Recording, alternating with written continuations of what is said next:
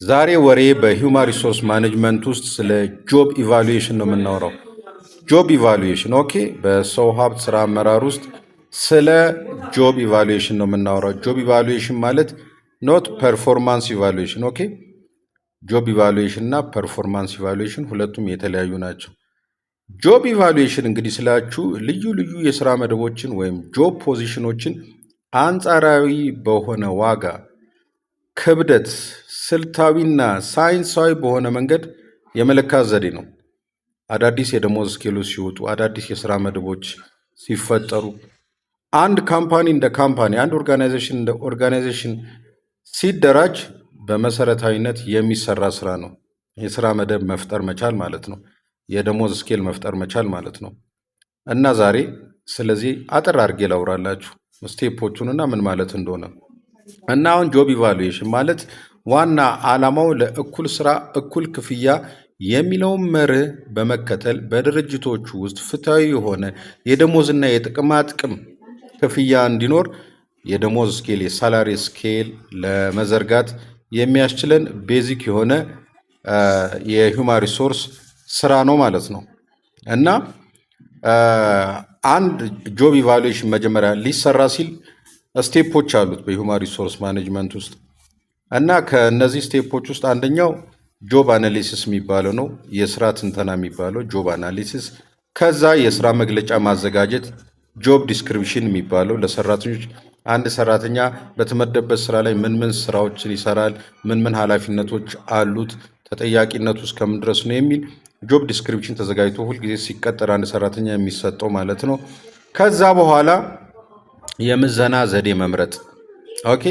የምዘና ዘዴ መምረጥ ማለት የጆብ ኢቫሉዌሽን የስራ መደቦችን ስንመዝን የምዘና ዘዴዎች አሉ። አሁን መነግራችሁ የትኛውን የምዘና ዘዴ እንምረጥ የሚለውን ውሳኔ መወስን። አሁን ሲቪል ሰርቪስ ብዙ ጊዜ በነጥብ ነው የሚመዝነው ማለት ነው። እና ከዛ በኋላ ምዘናውን ማካሄድ፣ ምዘናውን ካካሄድም በኋላ የደረጃና የደሞዝ ስኬል ማውጣት ይሆናል ማለት ነው። ቀጣዩ ስራችን በአንድ ሰው የሚሰራ አይደለም፣ በአማካሪ ነው። ብዙ ጊዜ በጣም ሰፋ ያለ ስራ ነው እና ብዙ ኤክስፐርታይዝ ሆነ ኖሌጅ እና ስኪሎችንም ይፈልጋል። ኤኒዌይስ እንግዲህ የስራ መደቦች ምዘና ዋና ዓላማ ፍትሐዊ ደሞዝ ስኬል፣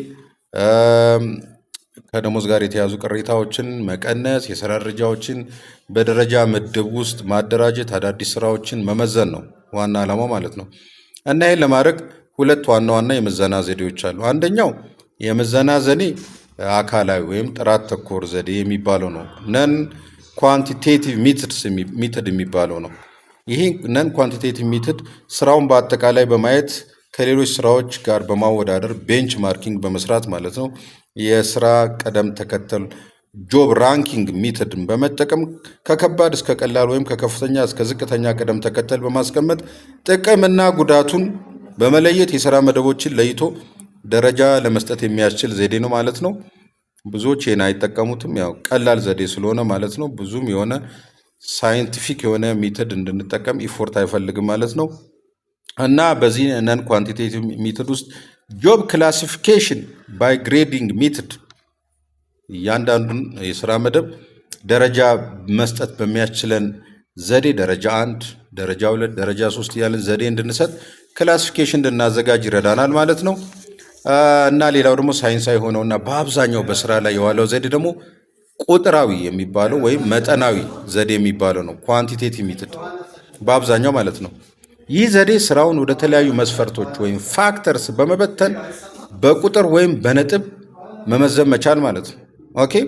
ሲቪል ሰርቪስ አሁን በዚህ በኳንቲቴቲቭ ሚትድ ከሆኑት ውስጥ የነጥብ አሰጣጥ ዘዴ ፖይንት ፋክተር ሚትድን በመጠቀም ነው በብዛት አሁን የኢትዮጵያ ሲቪል ሰርቪስ ስራዎችን የስራ መደቦችን የሚመዝነው ማለት ነው።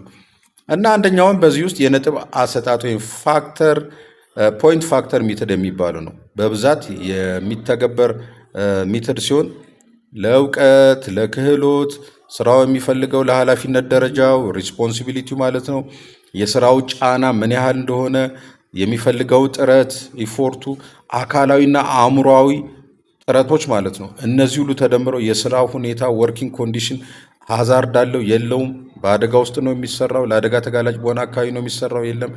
ይህን ሁሉ ተደምሮ ነው ስራው ደረጃ የሚሰጠው ማለት ነው። ኦኬ እንግዲህ ለእነዚህ ለእያንዳንዱ መስፈርቶች ነጥብ ከተሰጠ በኋላ በነጥቦቹ ድምር ላይ ተመስርቶ የስራው ደረጃ ይወሰናል ማለት ነው። ሌላው ደግሞ ምክንያታዊ የምክንያት ንጽጽር ዘዴ የሚባለው ነው። ፋክተር ኮምፓሪዝን ሜተድ የሚባለው ዘዴ ማለት ነው በዚህ በኳንቲቴቲቭ ሜተድ ውስጥ እና የፋክተር ኮምፓሪዝን ሜተድ የነጥብ አሰጣጥና የቅደም ተከተል ዘዴዎችን ሁለቱም በማቀናጀት ስራዎች በቁልፍ መስፈርቶችና በገንዘብ ተመናቸው በማወዳደር የስራ መደቡ ይወሰናል ማለት ነው። ኦኬ ጁኒየር አካውንታንት ደረጃው ምን ያህል መሆን አለበት? ሲኒየር አካውንታንት ደረጃው ምን መሆን አለበት? ድራይቨር ምን መሆን አለበት የሚለው ይወሰናል ማለት ነው። ሂሳቡን እየሰራ ሌላ ቀን እናየዋለን። ለማንኛውም ብዙዎቻችሁ በሂውማን ሪሶርስ ማኔጅመንት ኢቨን ሂውማን ሪሶርስ ማኔጅመንት የተማሩ ሆነው የቅጥር ፈተና ላይ ሲጠየቁ ጆብ ኢቫሉዌሽን እና ፐርፎርማንስ ኢቫሉዌሽን ለይተው መልስ መመለስ የማይችሉ ሰዎች ስላሉ ነው።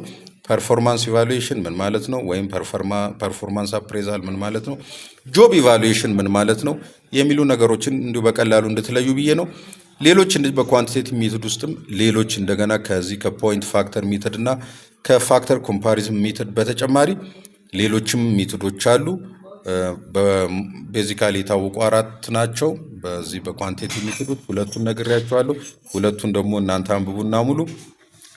መልካም ቀን። ሪፖስት እያደረጋችሁ ቴንኪዩ